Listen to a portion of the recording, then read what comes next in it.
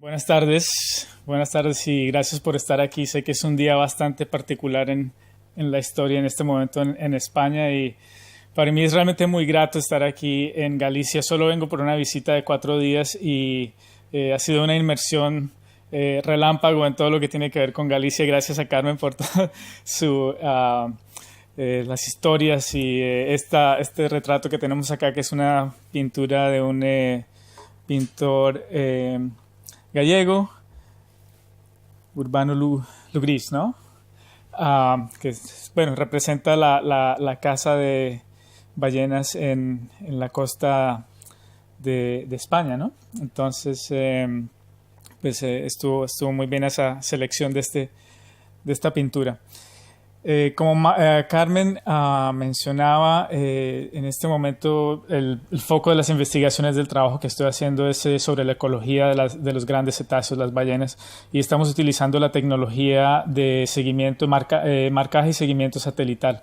Entonces, digamos que el eje de la presentación es alrededor de eso, pero siendo que es una presentación para el público más en general, vamos a expandir un poco los conceptos, sobre todo también teniendo en cuenta que muchos de ustedes pertenecen a unas disciplinas algo diferentes, entonces de pronto no tienen la familiaridad al respecto. Este trabajo obviamente no es completamente mío únicamente, estamos allí participando principalmente Bruce Maid, que es la persona que desarrolló las marcas para seguir a las ballenas por satélite, y otros colegas como Alexandre Cervini de Brasil, que trabaja para la NOAA, y Helen Bailey, que trabaja en la Universidad de Maryland. Y vamos a tratar 4 tópicos. En un principio, una introducción a las ballenas. Segundo, el tema de la caza, porque el tema de la caza siempre sale a relucir, aunque no es algo que trabajo activamente, pero al menos alguna información general de qué es lo que ha ocurrido con ese tema. Entrando un poco más a los aspectos técnicos, usando metodologías no letales como la fotoidentificación y el marcaje satelital, que es realmente lo que yo estoy haciendo. Y al final un poco de actualidad con respecto a las amenazas de las grandes ballenas. Entonces, la mayor parte de la información que va a presentar es sobre los rorcuales. Los rorcuales es un nombre que se utiliza para agrupar a el grupo de la familia Balaenopteridae.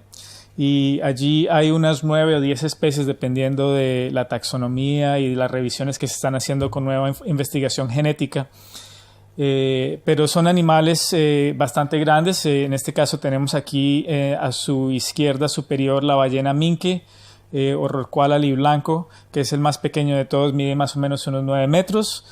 Este es un rorcual tropical o rorcual de Bruda, la clásica ballena jorobada, la ballena azul, simplemente para darles algunos ejemplos del tipo de animales con el que trabajamos. Entonces son animales bastante grandes, bastante elongados, bastante rápidos en su navegación también. Y interesantemente, siendo los animales más grandes del planeta, se alimentan de presas que son bastante pequeñas. Entre ellas se incluyen el zooplancton, como por ejemplo el krill. Aquí arriba, esto es una vista básicamente desde un estereoscopio. Esta es otra vista. Aquí tenemos algunos copépodos y eufausidos o krill. Y también se alimentan de peces que forman cardúmenes, por ejemplo, anchoas, sardinas y ese tipo de cosas. Entonces, este tipo de ballenas, Balaenopteridae, necesitan grandes concentraciones, enjambres altamente densos para poder alimentarse. Y están adaptados precisamente para explotar densas concentraciones de este tipo de presa. Recientemente existe un concepto que ha servido mucho para avanzar el conocimiento acerca de la ecología de los rorcuales, que se puede traducir como del viento a las ballenas. Esto quiere decir que en sistemas que son forzados por el viento, que reciben influencia constante del viento, se crea el proceso de surgencia, de afloramiento. Entonces, esquemáticamente partimos de células, organismos unicelulares como pueden ser las diatomeas, que Carmen mencionó, ella lo que trabaja Carmen con organismos unicelulares que se ven solo al microscopio. Estas diatomeas son fitoplancton, las plantas del mar, y estas diatomeas florecen en zonas de alta productividad, de alta disponibilidad de nutrientes. De allí entonces rápidamente se crean enjambres de zooplancton, en este caso el krill que les mostraba antes. Es una vista, digamos, microscópica, y esto es como se ve un enjambre en la columna de agua como tal. Son animales que les gusta formar enjambres, como por decir algo así como las langostas, otros insectos en la tierra.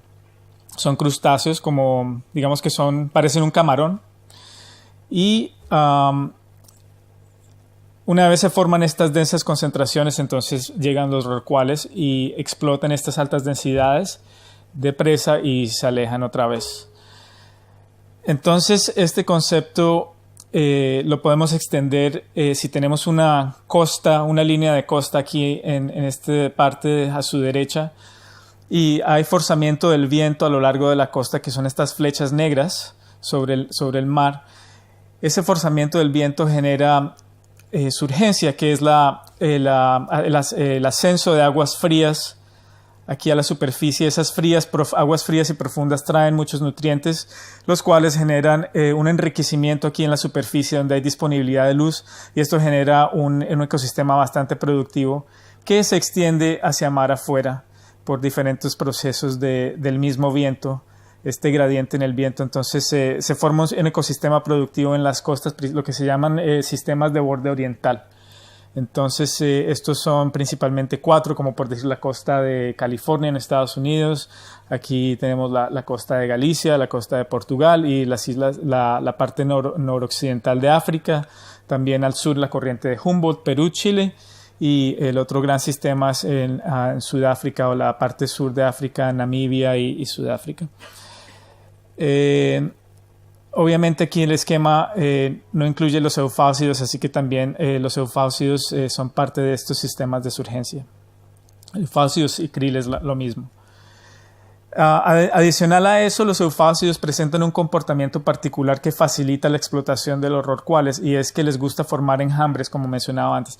Y esos enjambres, por lo menos en ciertas especies, están asociados a lo que llamaríamos el quiebre en la plataforma. O sea, una vez la línea de costa se sumerge y tenemos aquí la plataforma continental, más o menos a una profundidad entre 150 y 200 metros.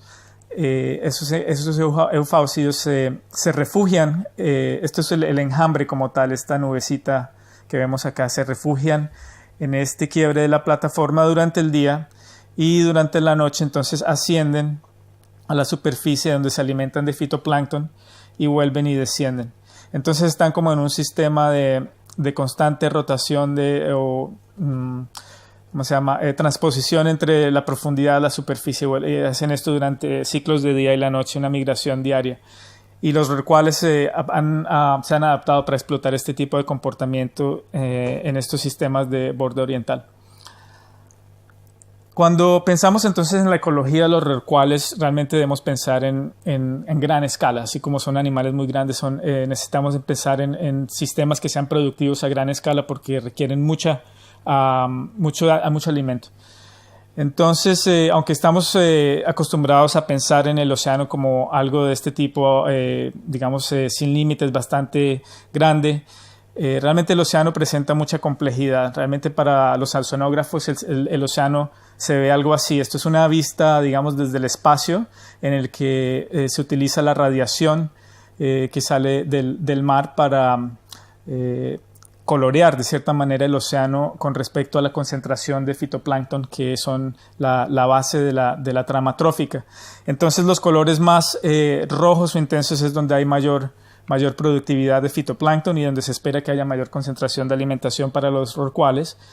Y obviamente esto se presenta más que todo en las altas latitudes cerca de los polos, tanto al norte como al sur, alrededor de la Antártica.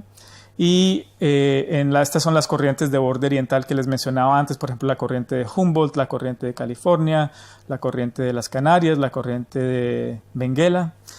Entonces estas son zonas donde podemos esperar que haya mayor concentración de rorcuales, mientras que hacia el centro de los océanos es donde hay una productividad bastante baja y allí podemos esperar que haya menos. Y entonces realmente el océano es como un sistema de lo que podríamos llamar provincias biogeográficas, donde estas diferentes provincias que se pueden repartir, dividir con base en su ecología, responden a diferentes procesos. Algunas entonces de estas provincias son bastante productivas y algunas son muy poco productivas en el centro de los océanos. Esta es una forma conveniente, aunque de pronto altamente esquematizada, de entender cómo funciona el océano y sus ecosistemas. Y volviendo a cómo esto se conecta con la ecología de los rorcuales, no es muy diferente a lo que podemos pensar el sistema de sabanas africanas, de las grandes pasturas. Por ejemplo, África es uno de varios ejemplos que hay donde grandes extensiones de un continente son dominadas por un tipo de vegetación y soportan un número elevado también de diferentes animales que están haciendo forrajeo, grandes mamíferos, ungulados y otras especies, así como sus depredadores. Entonces es un ecosistema bastante análogo. Pasando ya a uno de estos ecosistemas alrededor de la Antártida, lo que se conoce como el Océano Austral, allí es un ejemplo realmente particular, pero lo que ocurrió con las ballenas y su caza es el mismo patrón que hemos observado en muchas otras partes del océano. Entonces solo voy a hablar dando el ejemplo de lo que ocurrió alrededor de la Antártida, porque es el ejemplo como más, por decir algo de alguna manera, más dramático con respecto a la explotación. Entonces, aquí por ejemplo está la península Antártida, que es una quiebre importante en cuanto a la geografía de la Antártida, y me voy a referir a ella en otras imágenes posteriores. Pero es uno de los océanos más grandes que hay.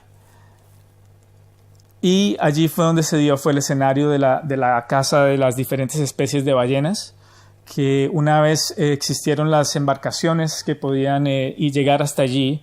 Allí fue donde extrajeron la mayor cantidad de ballenas. Entonces, por ejemplo, veamos el caso de la ballena azul, que fue la que más rendimiento económico dio. Entonces, a principios de 1900, empezamos con una población de alrededor de 300,000 animales. Se estima que existían alrededor de ese nivel de animales. Y a medida que se industrializó la caza ballenera a través de los años, entonces su población declinó muy rápidamente hasta que básicamente a final de los años 70 se declaró comercialmente extinta. Y en este momento, este es el año 2000 acá, estos puntos rojos son 4 cruceros circumpolares de estimación que se hicieron para tratar de estimar el tamaño poblacional actual de la ballena azul, y realmente la impresión es que aún no se ha recuperado, ni siquiera muestra ninguna seña de recuperación.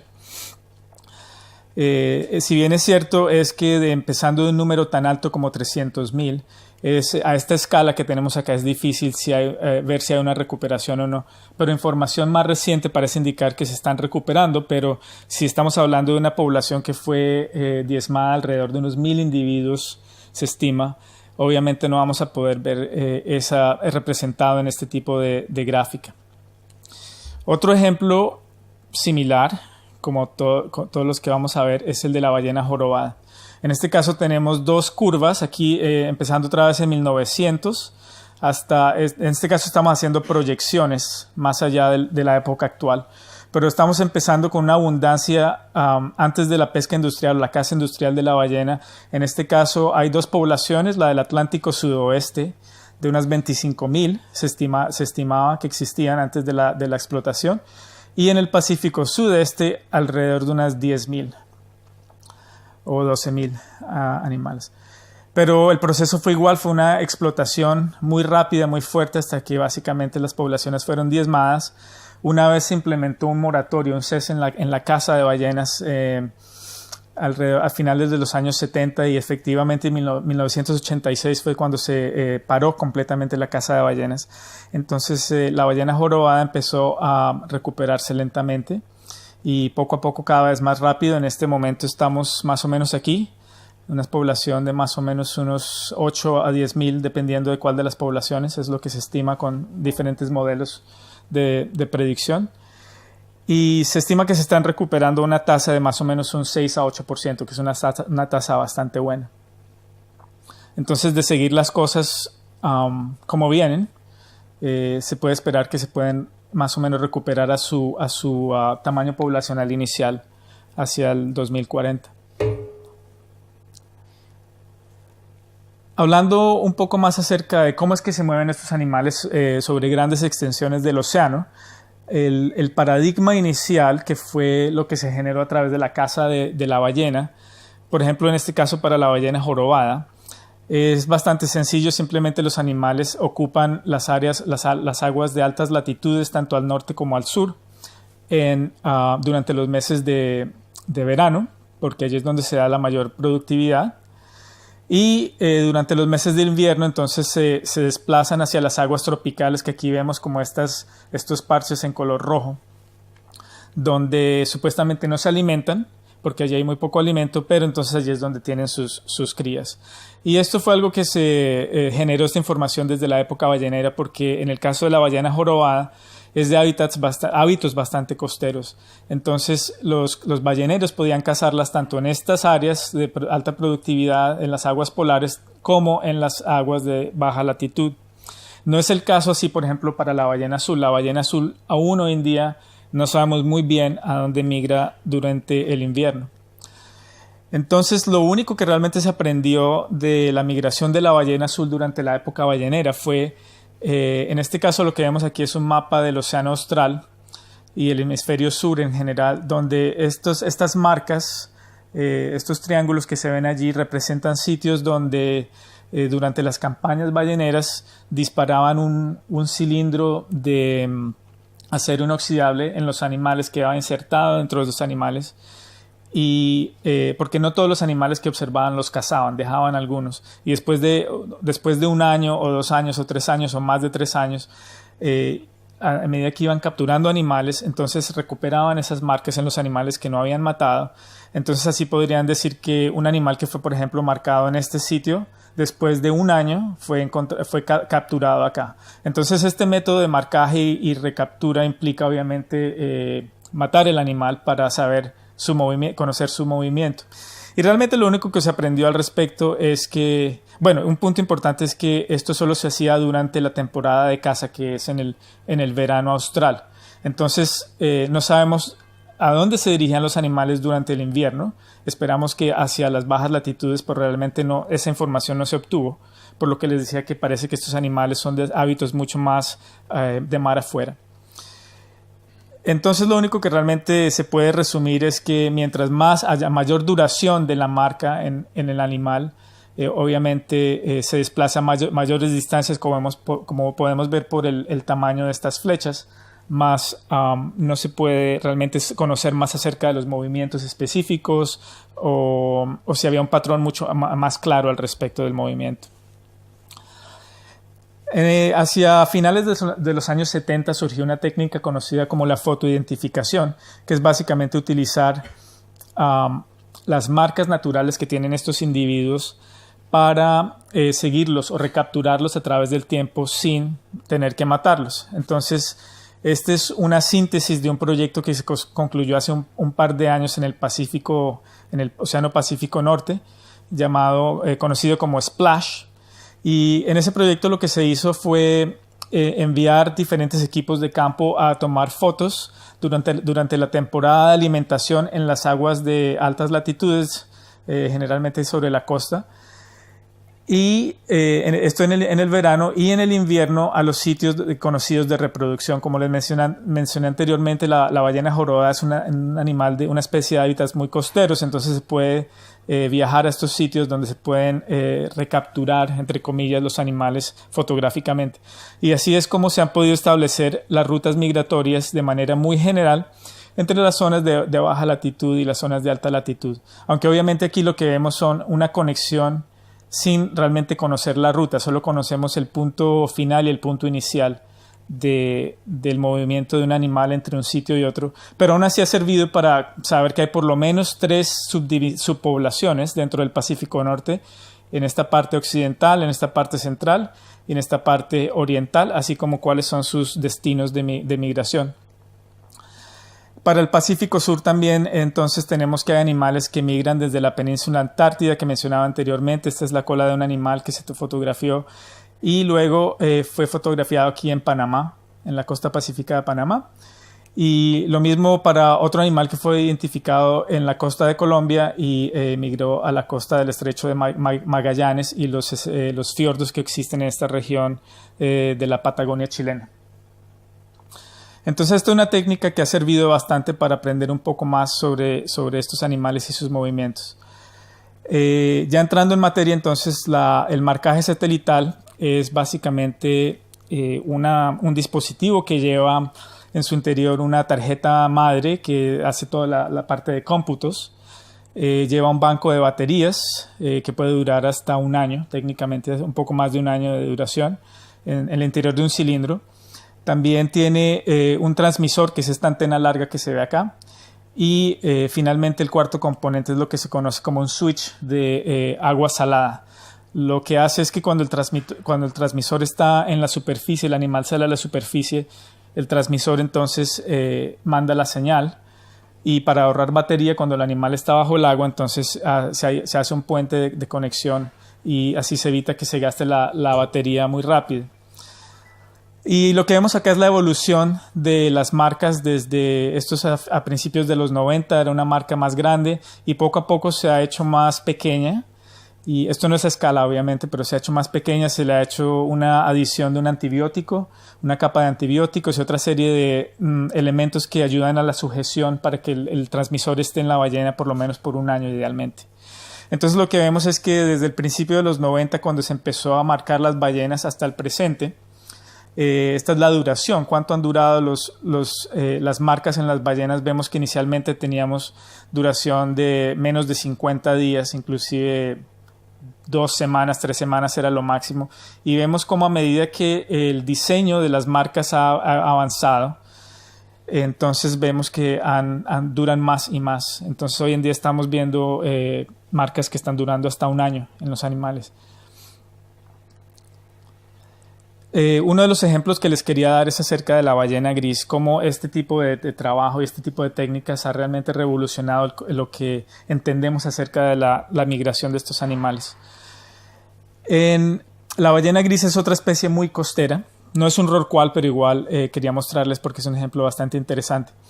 Entonces, la ballena gris es bastante conocida en la costa oeste de Norteamérica, migra más o menos desde la península de Baja California en México durante el invierno, allí es donde vienen a reproducirse y están a lo largo de la costa y ingresan hasta el mar de Bering.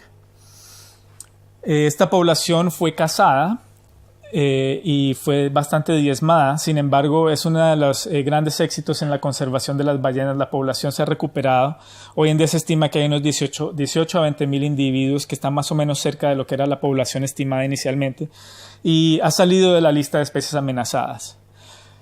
Ahora, se sabía también que existían unas ballenas grises en el borde occidental del Pacífico Norte, que se sabe que son una subpoblación separada, pero se sabe muy poco al respecto de ellas. Hoy día se estima que hay unos 180 individuos, entonces es una población realmente muy, muy pequeña de animales. Y se sabe que se alimentan en esta zona de Rusia, en la isla Sakhalin.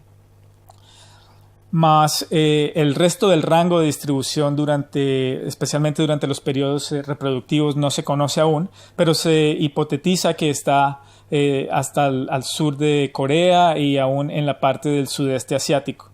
Más esto no se ha podido comprobar, solo se sabe que los animales se ven aquí durante los meses de verano en la isla de Sakhalin. Entonces Bruce Mate, mi jefe, digamos así, y un grupo de ellos viajaron a esta parte, a Sakhalin, donde pusieron marcas en las ballenas grises allí. Y entonces lo que vemos es que los animales fueron marcados acá y en lugar de migrar hacia el sur, que era lo que se esperaba que hicieran, y mostrarnos sus rutas migratorias hacia la parte reproductiva, migraron a través de mar abierto, lo cual no es muy poco común en las ballenas grises. Son animales que están muy pegados a la costa.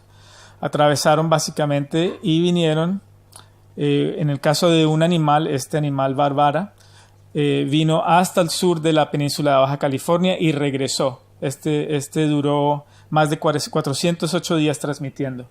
Regresó otra vez a Sakhalin. Entonces tenemos el ciclo migratorio completo para ese animal.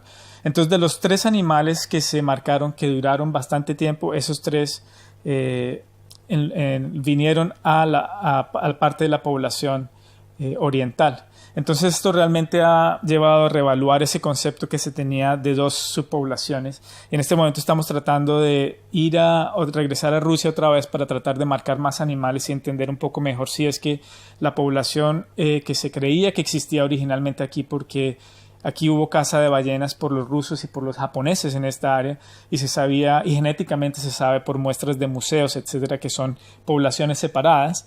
Sin embargo, no se sabe si es que esta población ha crecido suficiente y están empezando a ocupar el rango tradicional de la población occidental, lo que está ocurriendo allí. Otro ejemplo es lo que tiene que ver con la navegación. Es un gran incógnita de cómo navegan las ballenas a través de grandes distancias y llegar con mucha precisión entre sitios bastante separados de 5.000 kilómetros o más. Entonces, esto es un trabajo que mi colega Alexander Cervini viene haciendo. Esto es la costa de Brasil, donde son marcadas las ballenas durante los meses de invierno, donde vienen a reproducirse. Y aquí están las islas Georgias del Sur y el mar de Escocia, donde vienen a alimentarse. Entonces, lo que ellos encontraron aquí fue que estos animales, independientemente de la ruta que sigan, aquí tenemos como unos 3 o 4 animales, independientemente de la ruta que sigan, pueden mantener distancias de hasta más de 200 kilómetros en estos segmentos de diferentes colores, donde mantienen un rumbo prácticamente fijo con una precisión de mayor de 1 grado de precisión en su navegación, a pesar de que están cruzando por sistemas de corriente, zonas profundas, zonas poco profundas, etc. Entonces esto implica que las ballenas están constantemente corrigiendo, ajustando su curso para mantenerlo, y eso implica que tienen que tener un marco de referencia espacial para poder mantener ese curso.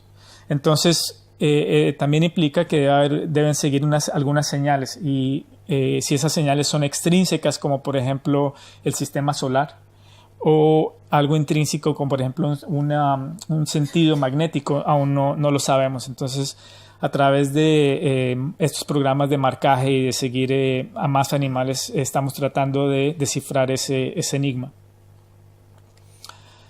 Pasamos ahora a la ballena azul. En la costa oeste de Estados Unidos hay una población de unos 2.000 individuos, y estos animales han sido estudiados intensivamente. En nuestro caso hemos marcado alrededor de unos 100 animales, pero en este momento tenemos aquí datos de 87 marcas desde 1999 hasta el año 2009. Lo que se ven allí como espaguetis, entonces, son las diferentes rutas de 87 de esas ballenas que fueron marcadas. Y básicamente, pues, lo que vemos es que siguen un trayecto de noroccidente a suroriente.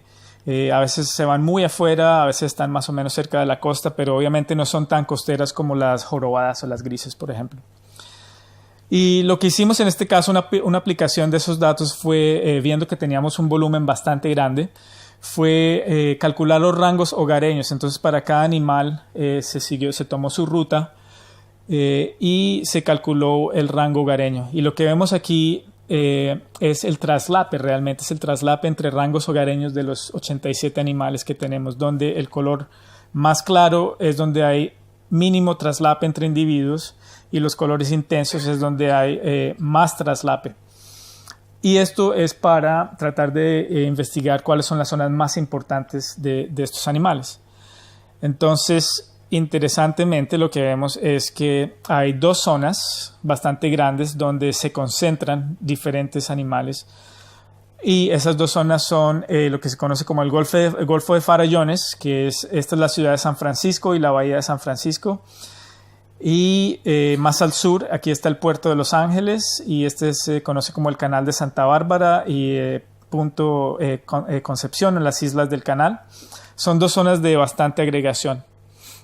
Curiosamente también estas dos zonas, aquí estamos lo que se llama Point Conception, y estamos haciendo un zoom para verla más en detalle. Entonces lo que vemos es que esta es la zona de mayor concentración, y no sé si ustedes lo pueden apreciar, pero aquí hay una zona gris que atraviesa. Ese es el canal de navegación de las rutas de transporte marítimo.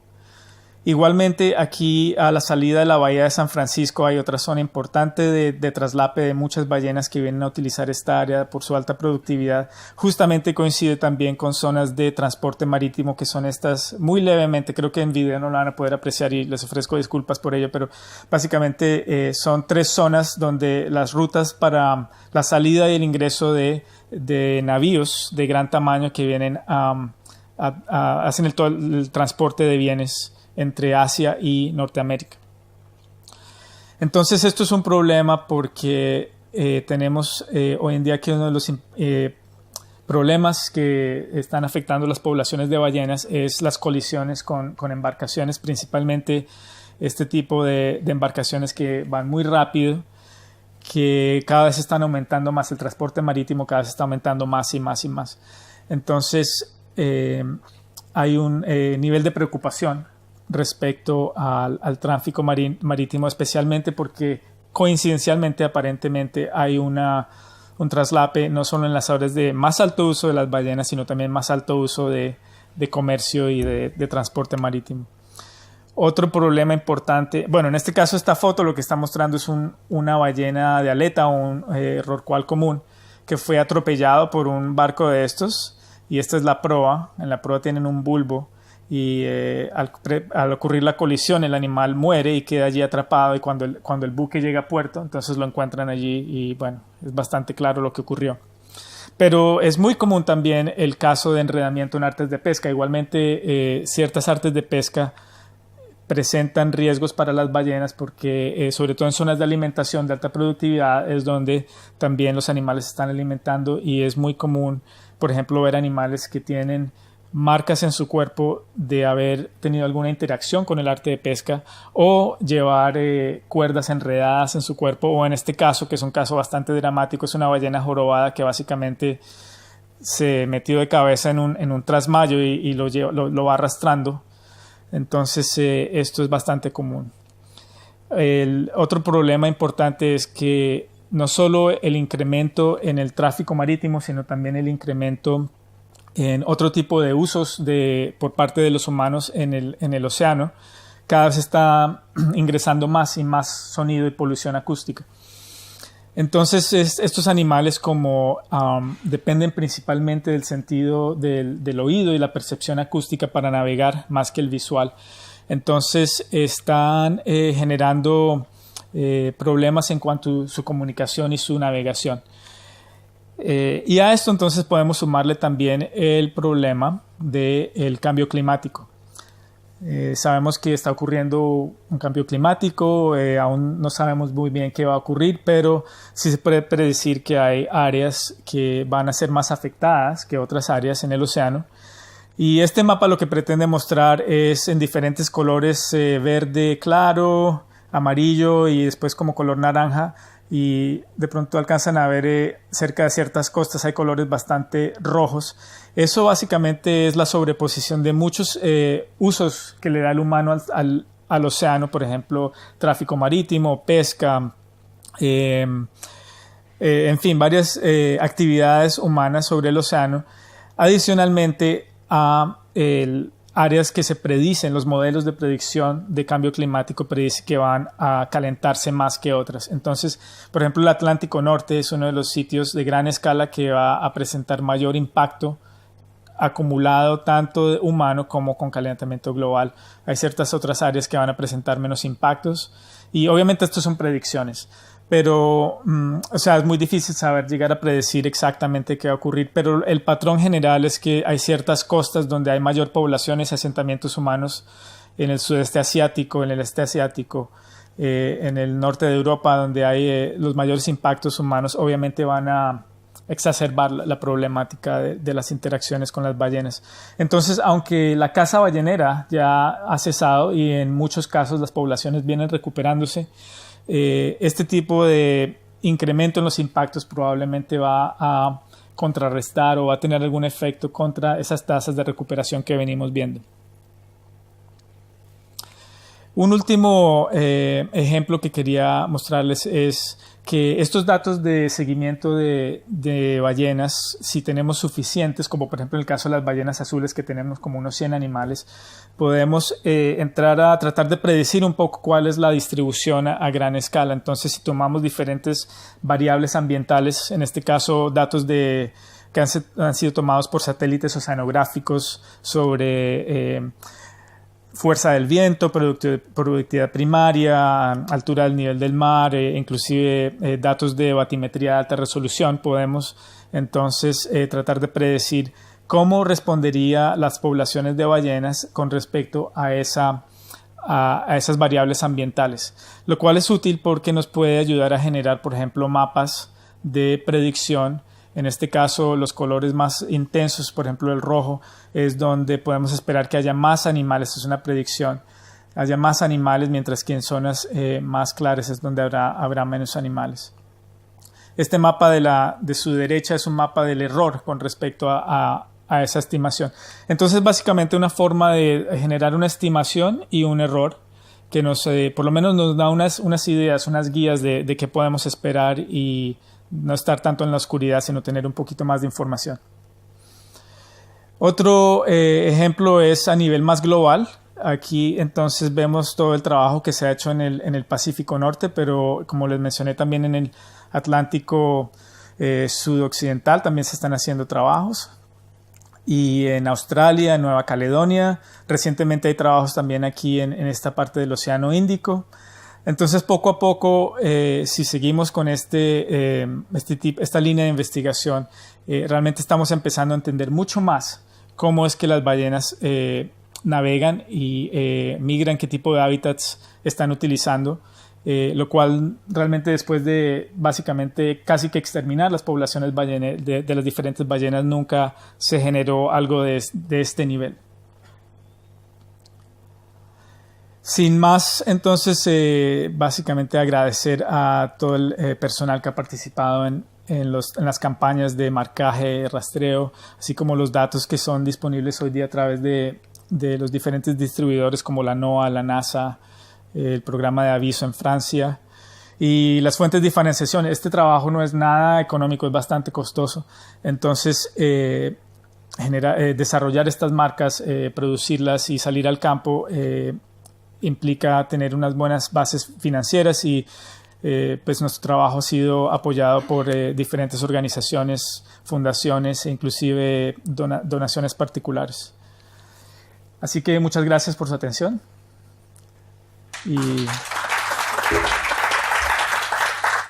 Buenas tardes y gracias por estar aquí. Sé que es un día bastante particular en la historia en este momento en España y para mí es realmente muy grato estar aquí en Galicia. Solo vengo por una visita de 4 días y ha sido una inmersión relámpago en todo lo que tiene que ver con Galicia. Gracias a Carmen por todo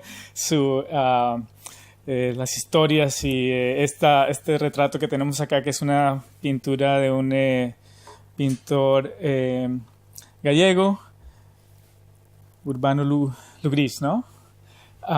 Que bueno, representa la caza de ballenas en la costa de España, ¿no? Entonces, pues estuvo muy bien esa selección de esta pintura.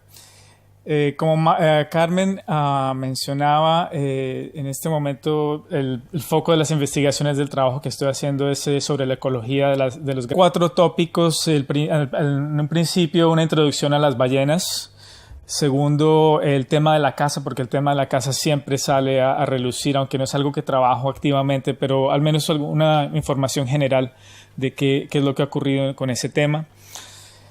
Entrando un poco más a los aspectos técnicos, usando metodologías no letales como la fotoidentificación y el marcaje satelital, que es realmente lo que yo estoy haciendo. Y al final un poco de actualidad con respecto a las amenazas de las grandes ballenas. Entonces, la mayor parte de la información que va a presentar es sobre los rorcuales. Los rorcuales es un nombre que se utiliza para agrupar a el grupo de la familia Balenopteridae. Y allí hay unas 9 o 10 especies dependiendo de la taxonomía y de las revisiones que se están haciendo con nueva investigación genética.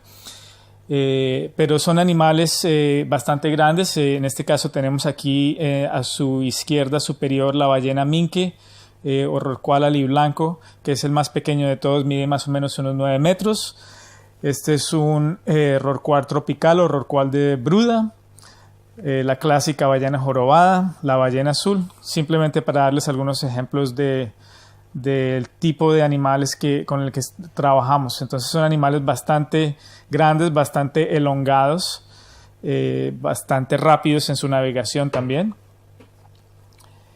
Y interesantemente, siendo los animales más grandes del planeta, se alimentan de presas que son bastante pequeñas. Entre ellas se incluyen el zooplancton, como por ejemplo el krill. Aquí arriba, esto es una vista básicamente desde un estereoscopio.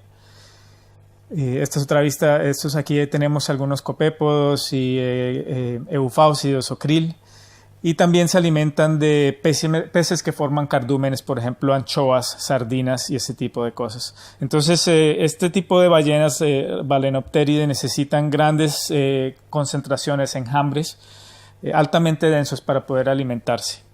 Y están adaptados precisamente para explotar densas concentraciones de este tipo de presa. Recientemente existe un concepto que ha servido mucho para avanzar el conocimiento acerca de la ecología de los rorcuales, que se puede traducir como del viento a las ballenas. Esto quiere decir que en sistemas que son forzados por el viento, que reciben influencia constante del viento, se crea el proceso de surgencia, de afloramiento.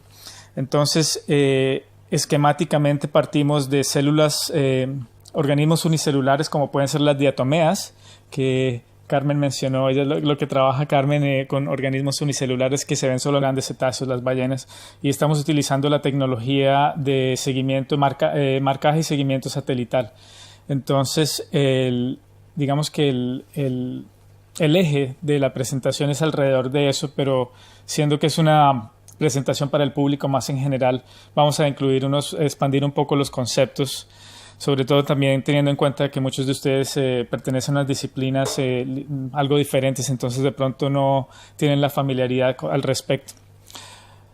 Este trabajo obviamente no es completamente mío únicamente, estamos allí participando principalmente Bruce Maid, que es la persona que desarrolló las marcas para seguir a las ballenas por satélite, y otros colegas como Alexandre Cervini de Brasil, que trabaja para la NOAA, y Helen Bailey, que trabaja en la Universidad de Maryland. Y vamos a tratar